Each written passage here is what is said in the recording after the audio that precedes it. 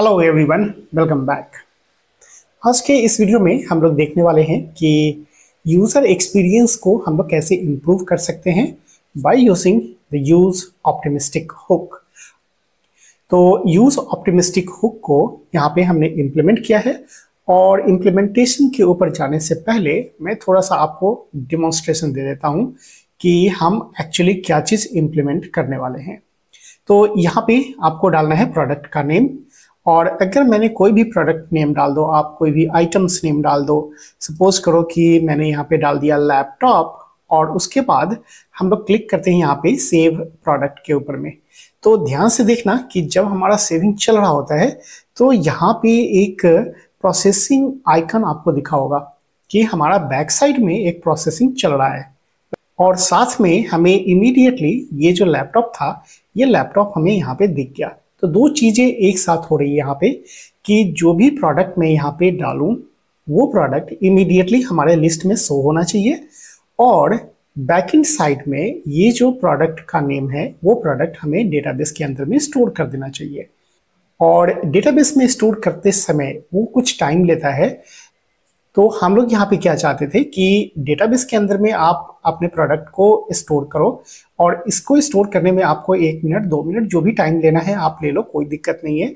लेकिन मुझे यहाँ पे फ्रीली छोड़ दो कि आप अपना नेक्स्ट प्रोडक्ट इसके अंदर में ऐड कर सको, राइट। लेकिन यहाँ पे एक प्रॉब्लम हो सकती है कि अगर आपने यहाँ पे नेक्स्ट प्रोडक्ट को ऐड कर दिया, राइट, लेकिन 1 मिनट के बाद पता चला कि हमारा जो सर्वर था उसके अंदर में कुछ एरर आ गया कि उस प्रोडक्ट को वो ऐड ना कर पाया, राइट। तो जैसे ही वो नहीं कर पाएगा वैसे ही इस प्रोडक्ट को हमारे इस लिस्ट से रिमूव कर देना चाहिए। और ये सारी फीचर्स हमको देती है यूज ऑप्टिमिस्टिक हुक, राइट। तो यूजर एक्सपीरियंस को बेटर बनाने के लिए हम लोग यूज करते हैं यूज ऑप्टिमिस्टिक हुक का, राइट। जैसे यहाँ पे एक और हम लोग प्रोडक्ट का नेम डालते हैं। सपोज करो कि मैंने डाल दिया मोबाइल, और यहाँ पे डालते हैं हम लोग सेव प्रोडक्ट।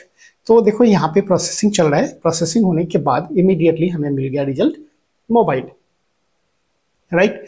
और इस तरह से अगर मैं यहाँ पे और भी प्रोडक्ट डाल देता हूँ, सपोज माउस, और माउस डालने के बाद मैं डालता हूँ यहाँ पे सेव प्रोडक्ट, तो यहाँ पे प्रोसेसिंग चल रहा है।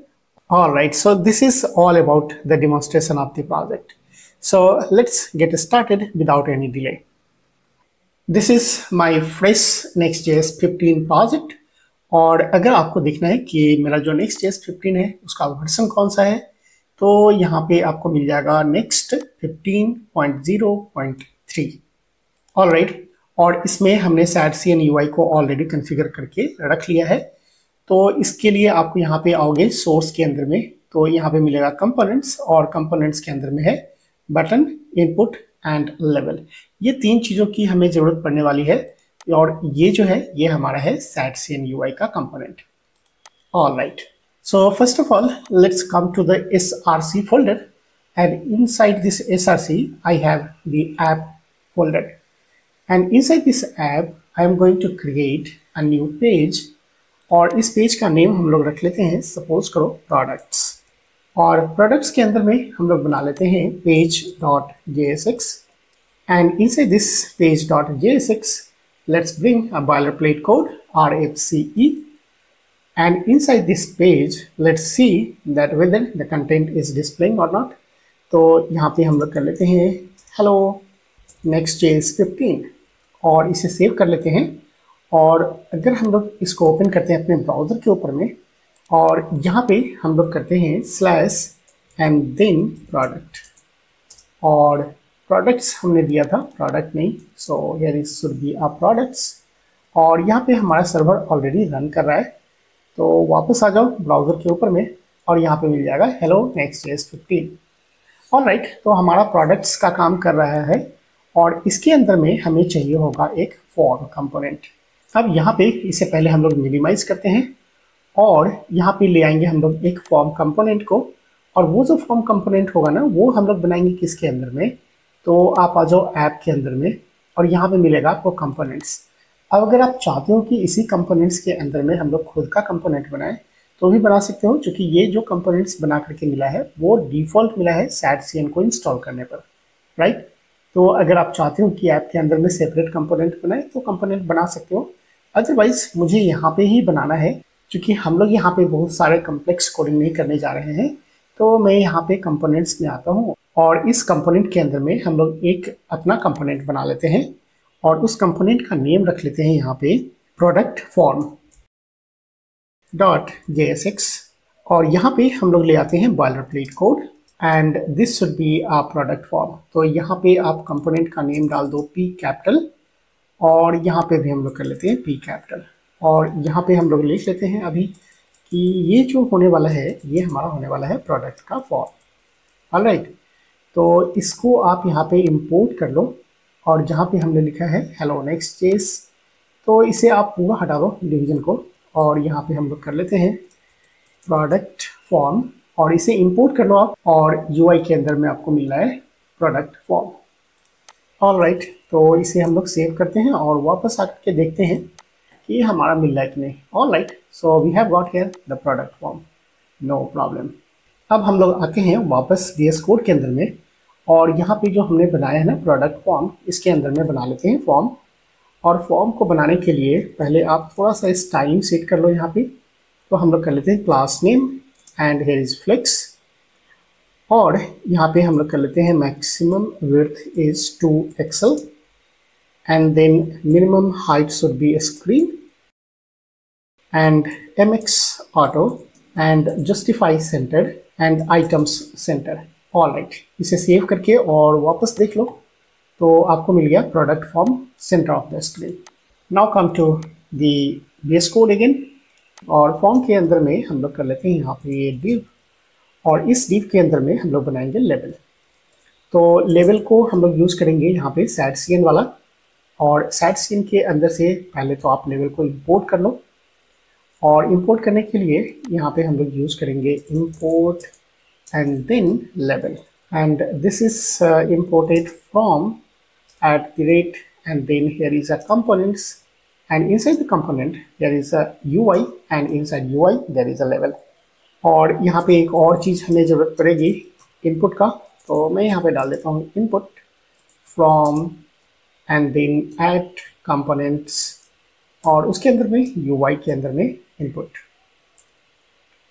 ऑलराइट, एक और चीज़ का हमें ज़रूरत पड़ेगा और वो है बटन। तो आप यहाँ पे बटन को भी आप ले ही आओ कि इंपोर्ट बटन फ्रॉम और सेम प्लेस रहेगा यहाँ पे @ करके आप ले लो कंपोनेंट्स और इसके अंदर में है UI और यहाँ पे मिलेगा बटन्स। ऑलराइट, तो ये सारा सेटअप तो हो गया। हम लोग देखते हैं अपने ब्राउज़र के ऊपर में, तो यहाँ पे मिल गया प्रोडक्ट नेम और इसके नीचे में हमें चाहिए इनपुट बॉक्स। तो यहाँ पे हम लोग कर लेते हैं इनपुट और टाइप यहाँ पे हम लोग कर लेते हैं टेक्स्ट। प्लेस होल्डर रखना चाहो तो प्लेस होल्डर भी डाल दो कि यहाँ पे मुझे चाहिए होगा प्रोडक्ट नेम और इस इनपुट बॉक्स का नेम डाल दो आप प्रोडक्ट और क्यों प्रोडक्ट नेम ही डाल दो एंड देन सेव इट। और इस फॉर्म को हम लोग रख लेते हैं रैप करके एक सिंगल डिव के अंदर में। तो आप क्या करो कि यहाँ पे एक बना लो डिव और इस डिव के अंदर में इस फॉर्म को रख दो। ये हम लोग क्यों कर रहे हैं, क्योंकि इसके नीचे मुझे डिस्प्ले भी कराना होगा कंटेंट को। तो मैं यहाँ पे डाल देता हूँ class name and here is a flex and then flex col और गैप डाल दो आप 5 का और विड्थ कर लेते हैं हम लोग फुल। और इसे अगर आप देखो अभी ब्राउज़र के ऊपर में तो आपको मिल जाएगा यहाँ पे product name. Alright, very good. और यहाँ से हम लोग करते हैं एक चीज़ बटन को ऐड और बटन को ऐड करने के लिए आप यहाँ पे कर लो एक डिवीजन और इस डिवीजन के अंदर में हम लोग ऐड कर लेते हैं बटन को और बटन जो है वो है हमारा SATCN UI का और यहाँ पे हम लोग कर लेते हैं सेव प्रोडक्ट और यहाँ पे हम लोग कर लेते हैं टाइप इज सबमिट। ऑलराइट, और एक चीज़ और हम लोग यहाँ पे कर लेते हैं फॉर्म के अंदर में कि हम लोग करते हैं क्लास नेम और यहाँ पे कर लेते हैं फ्लेक्स और अभी कर लेते हैं हम लोग फ्लेक्स कॉल। गैप भी आप सेट कर लो, गैप हम लोग कर लेते हैं 5 का एंड देन सेव इट और सेव करके वापस आ जाओ। तो यहाँ पे आपको मिल गया 5 का गैप, यहाँ पे प्रोडक्ट। ऑलराइट, और सेव प्रोडक्ट को क्लिक करेंगे तो हमारा ये प्रोडक्ट सेव होना चाहिए। और अगर ऊपर में टाइटल हेडिंग्स वगैरह कुछ दिखाना है तो आप दिखा सकते हो यहाँ पे। तो यहाँ पे फॉर्म के ऊपर में मैं करता हूँ एक डिवीजन और इस डिवीजन के अंदर में हम लोग कर लेते हैं H1 और यहाँ पे लिख लेते हैं हम लोग प्रोडक्ट डिटेल्स। और इस प्रोडक्ट के लिए आप यहाँ पे थोड़ा सा स्टाइलिंग भी सेट कर लो कि इसका जो फॉन्ट साइज होगा वो रखते हैं हम लोग 3XL। और टेक्स्ट का कलर हम लोग कैसा रख लें, तो कर लेते हैं ऑरेंज एंड 400। और यहाँ पे हम लोग कर लेते हैं font semi bold and then save it. और वापस अगर आकर के देखो तो यहाँ पे मिल गया प्रोडक्ट डिटेल्स। अब इसको अगर आप सेंटर में रखना चाहो तो बिल्कुल आसान है, हम लोग यहाँ पे कर लेंगे text centre and then we have got product details in centre. अब इसके बाद हम लोग को क्या करना है कि यहाँ पे अगर मैं कोई प्रोडक्ट डालता हूँ, सपोज करो कि मैं डालता हूँ मोबाइल, और मोबाइल को डाल करके मैं यहाँ पे करूँ सेव प्रोडक्ट, तो ये जो लिस्ट है ये मुझे यहाँ पे दिख जाना चाहिए, राइट। तो यहाँ पे हम लोग यूज करने वाले हैं यूज ऑप्टिमिस्टिक हुक का। तो जैसे ही हम लोग यूज ऑप्टिमिस्टिक यूज करते हैं, इसका मतलब क्या है कि हम लोग चाहते हैं कि थोड़ा सा यूजर एक्सपीरियंस जो ना वो बेटर होना चाहिए। तो नॉर्मली क्या होता है कि आप यहाँ पे कोई भी प्रोडक्ट डालते हो, सेव करते हो, तो ये डेटा जा करके हमारे बैकएंड में डायरेक्ट सेव होता है। और जब तक ये डेटा सेव हो रहा होता है तब तक आपको यहाँ पे कुछ भी करने को नहीं मिलता है। लेकिन मैं चाहता हूँ कि यूजर को नहीं रोकना है, मैं यहाँ पे प्रोडक्ट को ऐड करूँ और ऐड करते ही ये प्रोडक्ट मुझे लिस्ट में दिख जाए इमीडिएटली, और बैकएंड प्रोसेस के अंदर में ये डेटा डेटाबेस के अंदर में जाकर के सेव होता रहे, राइट। और अगर सेव होते समय कोई भी एरर आ गया तो ऑटोमेटिकली यहाँ से लिस्ट में से हमें हटा देना चाहिए। और ये सारे फीचर हमें देते हैं यूज ऑप्टिमिस्टिक हुक।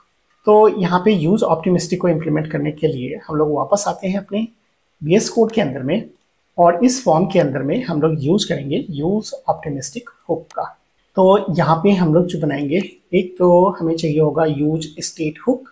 तो यहाँ पे हम लोग इंपोर्ट कर लेते हैं यूज स्टेट हुक, और एक और चीज़ की जरूरत पड़ेगी हमें, यूज ऑप्टिमिस्टिक। और यहाँ पे हम लोग बनाते हैं एक स्टेट वेरिएबल, और उसके अंदर में हम सारे प्रोडक्ट्स को रखेंगे।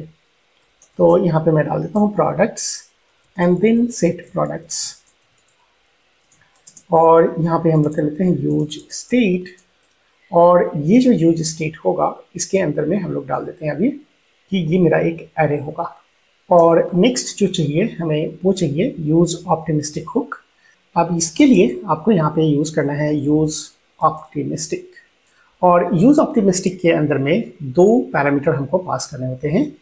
The first parameter is the current state, और जो करंट स्टेट है वो हम लोग स्टोर करने वाले किसके अंदर, प्रोडक्ट्स के अंदर में। तो एक तो आप डाल दो यहाँ पे प्रोडक्ट्स होगा मेरा first argument, and the second one is a call back function, and this call back function will receive the two parameter, one is the current state and the second one is the new product. तो हम लोग जो new product इसके अंदर में पास करेंगे उस new product को करंट स्टेट के साथ मर्ज कर देना है और इस प्रोडक्ट को अपडेट कर देना है। ऑलराइट, तो मैं यहाँ पे क्या करूँगा कि यहाँ से कर देता हूँ spread, and spread of the current state as well as merge the new product. तो यहाँ पे हम लोग कर लेते हैं कि हमारा जो प्रोडक्ट नेम होगा वो क्या होगा। So here is our product name, और इस प्रोडक्ट नेम के अंदर में जो भी आप न्यू प्रोडक्ट पास किए होगे ना वो न्यू प्रोडक्ट यहाँ पे हमें मर्ज करवा देने हैं। So here is our new product. अब यहाँ पे हमारा यूज ऑप्टिमिस्टिक का काम हो गया है, और ये जो न्यू प्रोडक्ट है इसको केवल ध्यान में रखना है आपको कि ये जो न्यू प्रोडक्ट है वो कहाँ से आएगा। तो हम लोग यहाँ पे जो बनाया ना ये प्रोडक्ट इनपुट टाइप, तो यूजर से लेंगे इनपुट वाला जो भी हमारा प्रोडक्ट का नेम होगा, और उस प्रोडक्ट को हम लोग पास कर देंगे इस न्यू प्रोडक्ट के अंदर में, और जो भी करंट स्टेट होगा उस करंट स्टेट के साथ इसे मर्ज कर देना है। That's all. अब यहाँ पे हम लोग क्या चाहते हैं कि फॉर्म के नीचे में हमारा जो भी प्रोडक्ट है वो प्रोडक्ट का लिस्ट यहाँ पे डिस्प्ले करना चाहिए। तो हम लोग क्या करेंगे कि अगर आप यहाँ पे यूज स्टेट बना रहे हो तो इसके अंदर में एक ऑब्जेक्ट हम लोग दे देते हैं अभी डमी, राइट। तो यहाँ पे अगर मैं डाल देता हूँ कि मेरा जो प्रोडक्ट नेम है, और प्रोडक्ट नेम अभी हम लोग ले लेते हैं कोई भी डमी प्रोडक्ट, ताकि ये प्रोडक्ट हम आपको दिखला सके अभी स्क्रीन पे कि कैसे रेंडर करना है। तो ये जो प्रोडक्ट आएगा वो इस प्रोडक्ट के अंदर में आ जाएगा, और ये जो रिटर्न करेगा उस रिटर्न वैल्यू को हम लोग यहाँ पे स्टोर कर लेते हैं। और स्टोर करने के लिए हम लोग यहाँ पे कर लेते हैं कि अरे, और यहाँ पे हम लोग कर लेते हैं क्या चीज़, तो optimistic product, right, optimistic products, और एक कर लेते हैं ऐड ऑप्टिमिस्टिक प्रोडक्ट्स। तो यहाँ का जो भी प्रोडक्ट्स आएगा वो ऑप्टिमिस्टिकली इस वेरिएबल के अंदर में स्टोर हो जाएगा। अब जितने भी वेरिएबल्स के अंदर में आइटम्स है या प्रोडक्ट्स है उसको मैं चाहता हूँ कि यहाँ पे रेंडर कर दें फॉर्म के नीचे में। तो यहाँ पे आप एक बना लो डिव और इसके अंदर में हम लोग रेंडर कर लेते हैं। तो रेंडर करने के लिए यहाँ पे हम लोग करेंगे optimistic products and then map, और यहाँ पे हम लोग ले लेते हैं प्रोडक्ट्स। तो यहाँ पे डाल दो प्रोडक्ट एंड देन इंडेक्स के लिए आप कोई भी वैल्यू ले लो, और यहाँ पे हम लोग कर लेते हैं रेंडर। और रेंडर करने के लिए आप यहाँ पे ले लो डिवीजन, और इस डिवीजन के अंदर में आपको चाहिए होगा एक की। तो यहाँ पे हम लोग जो इंडेक्स लिए हैं उसी को हम लोग बना लेते हैं की, और यहाँ पे हम लोग इस प्रोडक्ट को अभी डिस्प्ले करके देख लेते हैं। तो हमारे पास है product dot product name, right. तो यही हम लोग यहाँ पे डाले थे प्रोडक्ट का नेम, राइट। तो यहाँ पे हमारे जो प्रॉपर्टीज नेम था वो था प्रोडक्ट नेम, और ये चीज़ मर्ज हो गया हमारे करेंट स्टेट के अंदर में। तो स्टेट के अंदर में मुझे मिल जाएगा क्या, प्रोडक्ट के अंदर में प्रोडक्ट नेम, ऑल राइट। और इसे सेव करते हैं हम लोग अभी, और सेव करके देखते हैं कि हमें एक चीज़ तो मिलना चाहिए यहाँ पे जो हमारा डमी प्रोडक्ट है वो। तो वापस आ जाओ ब्राउज़र के ऊपर में, और यहाँ पे हमें मिला यूज स्टेट। एक प्रॉब्लम है कि इसे हमें बनाना पड़ेगा क्लाइंट कंपोनेंट। तो वापस आ जाओ फिर से VS कोड के अंदर में, और हम लोग यहाँ पे कर लेते हैं use client, all right, save it and now come back to browser. All right, so we have got here the dummy product. और भी थोड़ा सा स्टाइलिंग अगर आप चाहो तो इस प्रोडक्ट के अंदर में डाल सकते हो। तो मैं यहाँ पे कर देता हूँ क्लास नेम, और इसमें डाल देते हैं बॉर्डर, और पैडिंग भी डाल देते हैं 2 का, और यहाँ पे हम लोग कर लेते हैं rounded large and then save it. और वापस आकर के देखते हैं तो यहाँ पे मिल गया मुझे dummy product inside a border. और एक चीज़ कर लेते हैं हम लोग कि जो दूसरा आइटम आएगा उसके बीच में भी थोड़ा सा गैप होना चाहिए। तो my is 2। अब इसके अंदर में हम लोग ऐड कैसे करेंगे, अब वो बात रह गई। तो इसे ऐड करने के लिए हम लोग क्या करेंगे कि यहाँ पे जो हम लोगों ने बनाया था फॉर्म, इसके अंदर में अब हमें यूज़ करना है एक्शन। तो यहाँ पे आप यूज़ कर लो एक्शन, एंड एक्शन में हम लोग कर लेते हैं यहाँ पे function name, and the function name is save product, right. तो यहाँ पे हम लोग कर लेते हैं सेव प्रोडक्ट्स को डिफाइन, और डिफाइन करने के लिए यहाँ पे हम लोग एक कर लेते हैं फंक्शन। सो कॉन्स्ट सेव प्रोडक्ट्स, और यहाँ पे हम लोग बना लेते हैं एक एरो फंक्शन। और चूंकि ये हमारा एक सर्वर एक्शन है तो यहाँ पे हमें डिक्लेयर करना पड़ेगा async function, and inside this function we have to receive the form data, all right. और यहाँ से हमें चाहिए प्रोडक्ट नेम, तो आप यहाँ पे डाल दो PRD नेम प्रोडक्ट नेम, और प्रोडक्ट नेम गेट करने के लिए यहाँ पे हम लोग कर लेते हैं form data dot gate and the product name. और ये जो प्रोडक्ट नेम है ये आपका यहाँ पे नेम दिया हुआ है प्रोडक्ट नेम, यही नेम देना है आपको यहाँ पे, ऑल राइट। और ये प्रोडक्ट नेम अगर आपको ऐड करना है तो यहाँ से हम लोग कर देंगे ऐड ऑप्टिमिस्टिक प्रोडक्ट, और जो भी हमारा प्रोडक्ट नेम है उस प्रोडक्ट नेम को डाल दो। तो देखो यहाँ पे जो प्रोडक्ट नेम आप पास करोगे ना ऐड ऑप्टिमिस्टिक प्रोडक्ट्स के अंदर में, वो यहाँ पे आएगा as a new product, right. तो ये जो न्यू प्रोडक्ट है ना यहाँ पे रिसीव होगा, और जो प्रीवियस स्टेट है हमारे पास वो क्या है, तो हमारे पास जो प्रोडक्ट्स की लिस्ट के अंदर में रहा होगा वो सारा स्टेट हो गया, और उसके साथ हमें मर्ज कर देना है न्यू प्रोडक्ट को, और फाइनली ये हमारा एक प्रोडक्ट बन करके मिल जाएगा। अब यहाँ पे जो हमारा ऐड ऑप्टिमिस्टिक आया वो तो चला गया, लेकिन एक काम अभी हमारा रह गया कि नॉर्मली हम लोग क्या करते हैं कि ये जो न्यू प्रोडक्ट हमने दिया वो प्रोडक्ट तो मुझे सर्वर एक्शन के अंदर में यानी डेटाबेस के अंदर में स्टोर करना पड़ेगा by using the server action.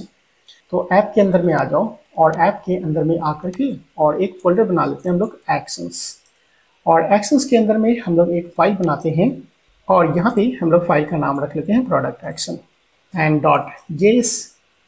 और ये जो होगा ये हमारा एक सर्वर एक्शन होने वाला है, तो आप यहाँ पे डाल देना यूज सर्वर, और यहाँ पे हम लोग कर देंगे export and then async function, और फंक्शन नेम रख लेते हैं हम लोग यहाँ पे प्रोडक्ट एक्शन। और इसके लिए हमें यहाँ पे रिसीव करना पड़ेगा कि कौन सा प्रोडक्ट को आप ऐड करना चाहते हो। तो यहाँ पे मैं डाल देता हूँ प्रोडक्ट नेम, जो भी रिसीव करोगे वो हमारा प्रोडक्ट नेम होगा। ऑलराइट, और यहाँ से हम लोग कर देते हैं अभी रिटर्न, और जो भी प्रोडक्ट नेम है आप सेम प्रोडक्ट नेम को अभी रिटर्न कर दो। लेकिन अगर आप चाहो तो डेटाबेस का जो भी काम है वो डेटाबेस काम यहाँ पे कर सकते हो, राइट। तो मैं अभी डेटाबेस को यहाँ इंटीग्रेट नहीं कर रहा हूँ, लेकिन आपके लिए ये होमवर्क होगा कि आप डेटाबेस कनेक्टिविटी करो और इस प्रोडक्ट को सेव कर लो अपने डेटाबेस में। मैं यहाँ पे सिंपली उसी सेम प्रोडक्ट नेम को रिटर्न कर देता हूँ। This is my product name. और यहाँ पे अगर आपको जो दिखलाना है कि मुझे क्या करना है, तो सर्वर साइड लॉजिक आप लिख सकते हैं यहाँ पे, और अगर आप चाहो तो डीबी ऑपरेशन कर सकते हो यहाँ पे, ठीक है। तो मैं डीबी ऑपरेशन तो नहीं कर रहा हूँ यहाँ पे। तो एक काम करते हैं कि मैं यहाँ पे डाल देता हूँ await and then new promise, and inside this we have to receive the resolve and reject, and then we have to define the body, and inside this body let's write down here the set timeout function, and inside this set timeout function we required the two things. The one is callback function and another one is the duration. तो मैं यहाँ पे डाल देता हूँ 2 seconds, और 2 second के बाद हमें ये रिजॉल्व कर देना है।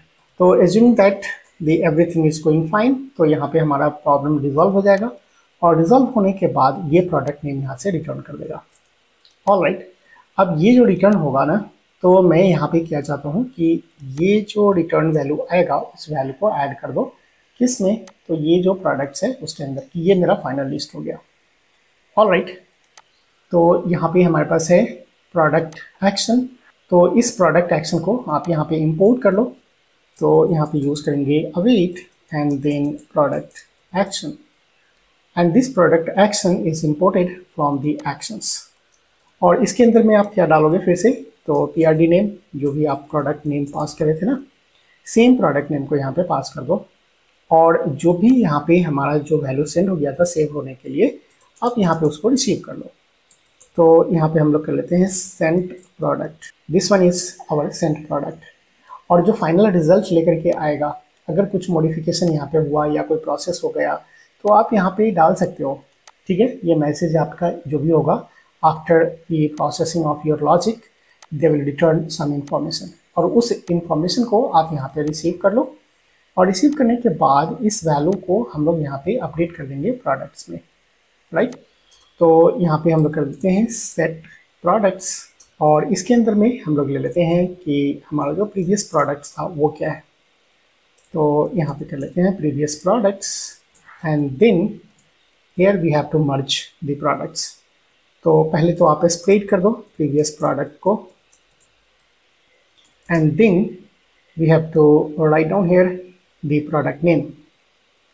तो यहाँ पे हम लोग कर देते हैं प्रोडक्ट नेम, और जो प्रोडक्ट नेम है वो क्या है, तो हमारा जो सेंट प्रोडक्ट है वो ये। तो यहाँ पे हम लोग कर लेते हैं सेंट प्रोडक्ट। अब वापस आते हैं ब्राउज़र के ऊपर में और चेक करते हैं कि सब कुछ सही सही काम कर रहा है कि नहीं कर रहा है। So let's come back to browser, और यहाँ पे हमारे पास तो अभी डमी प्रोडक्ट है, इसको रिफ्रेश भी कर लेते हैं।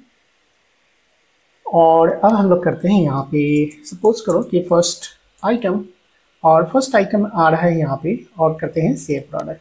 So product action is not defined, तो हमने ये भी इसको इंपोर्ट किया नहीं है, और इस प्रोडक्ट एक्शन को तो पहले आप इंपोर्ट कर लो। So here is our product action, no problem, and then save it. Now come back to browser, और फिर से हम लोग सेम डालते हैं यहाँ पे कि मेरा जो फर्स्ट प्रोडक्ट है वो है यहाँ पे first product, and then save, and here we have got the save product immediately, right. तो यहाँ पे जो हमारा इमीडिएटली रिजल्ट आ गया, तो आपको कैसे समझ में आया कि ये जो काम लिया ना 2 सेकेंड, वो 2 सेकेंड के बाद क्या हुआ या नहीं हुआ, राइट। ये अभी कुछ दिखा नहीं कि बैकएंड में जो प्रोसेस चल रहा था उसमें भी तो कुछ टाइम लिया होगा। तो मैं क्या करूँ, इसको विजुअलाइज कराने के लिए मैं यहाँ पे आपको दिखला दूँ कि सर्वर में तो कुछ टाइम लिया था, यहाँ पे 2 सेकेंड टाइम लेने वाला था, तो 2 सेकेंड वेट करना चाहिए था, राइट। और उसके बाद हमें इंफॉर्मेशन देना चाहिए कि ये फाइनली सेव हो चुका है, राइट। और यहाँ पे हम लोग आएंगे वापस, और इसके अंदर में हम लोग यहाँ पे एक स्टेट वेरिएबल को यूज़ करेंगे और उस स्टेट को ही यहाँ पे हम लोग दिखलाते हैं कि अभी वो सेविंग स्टेट में है या नहीं है, राइट। तो यहाँ पे मैं कर देता हूँ सेविंग, और सेविंग कर लेते हैं फॉल्स, क्योंकि फॉल्स इसलिए रखा क्योंकि ये ऑलरेडी हमारे पास प्रोडक्ट है, यहाँ पे सेव हो चुका है, और जो न्यू प्रोडक्ट होगा ना उसके लिए सेविंग ट्रू होगा। तो यहाँ पे जो हमारा स्टेट होगा उसके अंदर में ये न्यू प्रोडक्ट आएगा, और इस न्यू प्रोडक्ट के अंदर में हम लोग बताएंगे कि ये अभी सेविंग स्टेट में है। तो इस वेरिएबल के हेल्प से हम लोग बता सकते हैं कि हमारा जो अभी डेटा सेव होने के लिए गया सर्वर के ऊपर में वो सेविंग स्टेट में है कि नहीं, and based on that we can display the message. तो यहाँ पे हम लोग चाहते हैं कि जो मैसेज आ रहा है ना वो यहाँ पे डिस्प्ले करना चाहिए।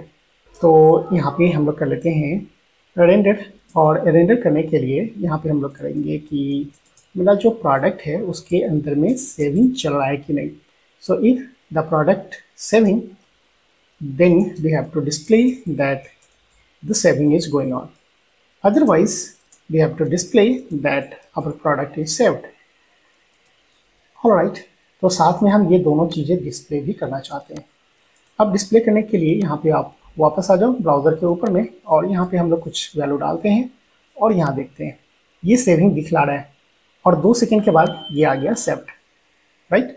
अब इसे थोड़ा सा और हम लोग इम्प्रूव करते हैं इस लॉजिक को, और इसके लिए हम लोग यहाँ पे कर लेते हैं एक डिवीजन, और इस डिवीजन के अंदर में हम लोग डाल देते हैं प्रोडक्ट का नेम, और दूसरा एक और डिवीजन हम लोग यहाँ पे ले लेते हैं, और इसके अंदर में हम लोग डाल देंगे स्टेटस।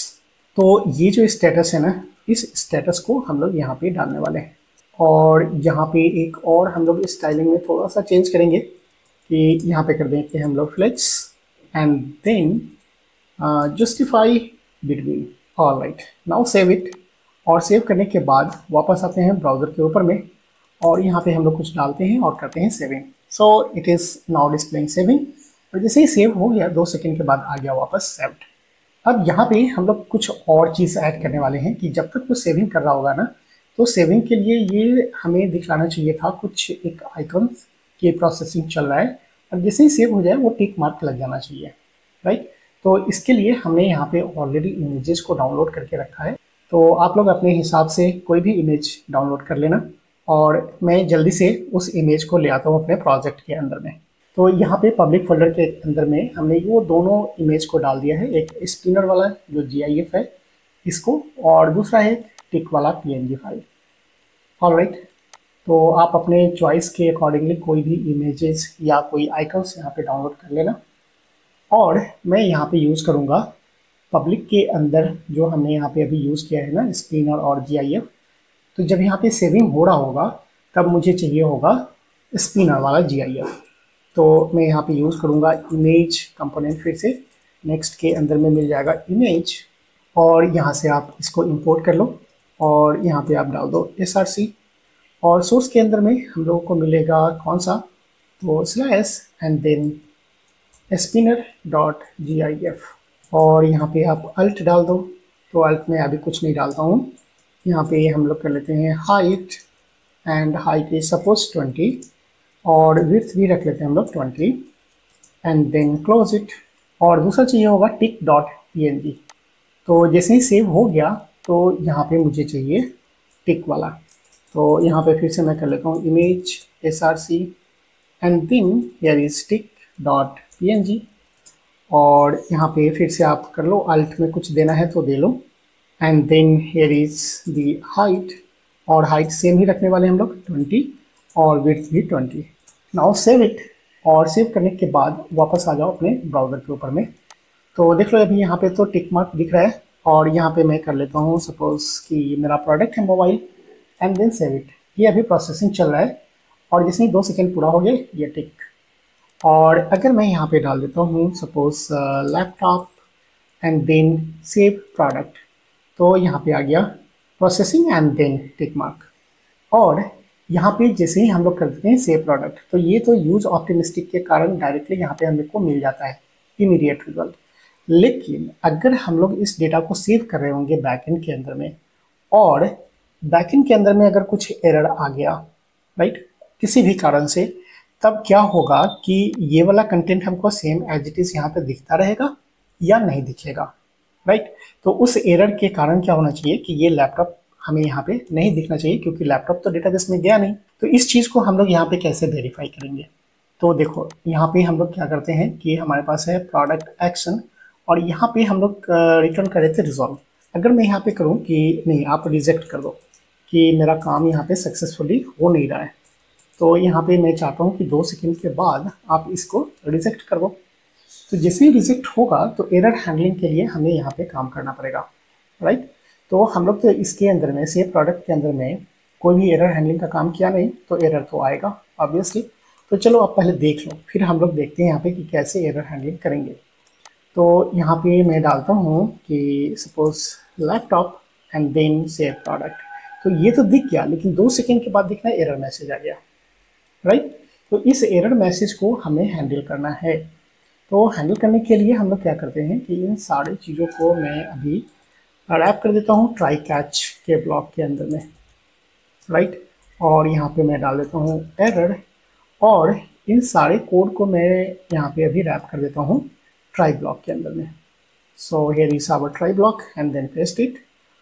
और यहाँ से हम लोग क्या करेंगे, तो कंसोल के ऊपर में आप यहाँ पे डिस्प्ले कर सकते हो एरर, और यहाँ पे हम लोग कर देते हैं एरर डॉट मैसेज।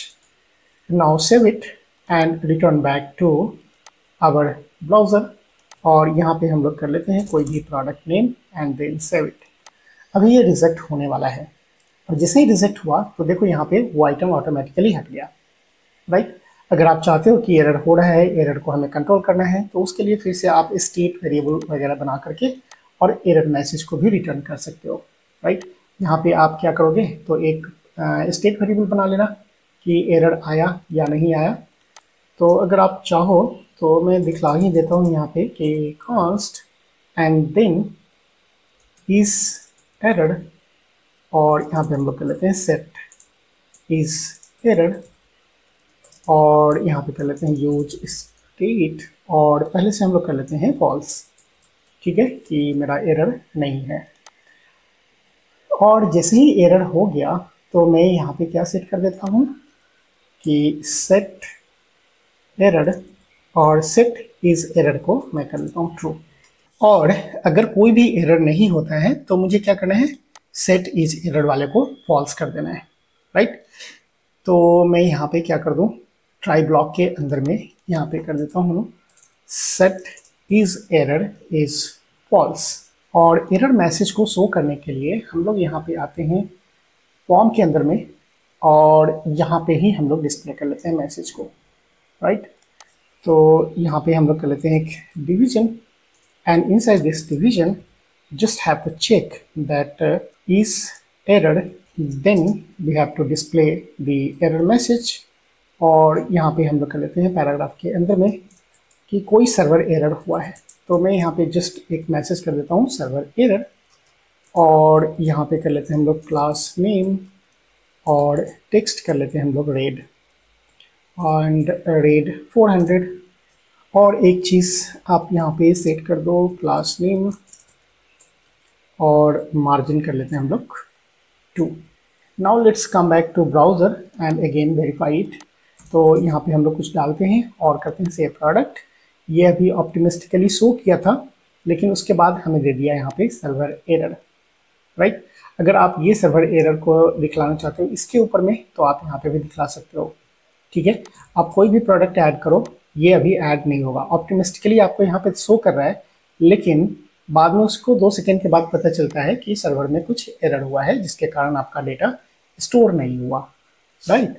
लेकिन अगर इस बीच में आकर के और आप इसे कर दो रिजॉल्व, अभी रिजेक्ट वाले को हटा दो, और अभी बोलो कि नहीं, अब जो प्रोडक्ट नेम डालेंगे उसमें कोई प्रॉब्लम नहीं है, वो सेव होना चाहिए, तो वापस आकर के और यहाँ पे आप डाल दो कोई भी item and then save product, तो यहाँ पे कोई एरर मैसेज नहीं आया और ये सेव हो गया, ठीक है। और इस तरह से आप कोई भी प्रोडक्ट को ऐड कर सकते हो। सो होपफुली आपको ये सिस्टम समझ में आ गया होगा कि यूज ऑप्टिमिस्टिक हमें कैसे यूज करना है। तो इस वीडियो में हम लोग इतना ही रखते हैं, फिर मिलते हैं नेक्स्ट वीडियो में। तब तक के लिए बाय बाय।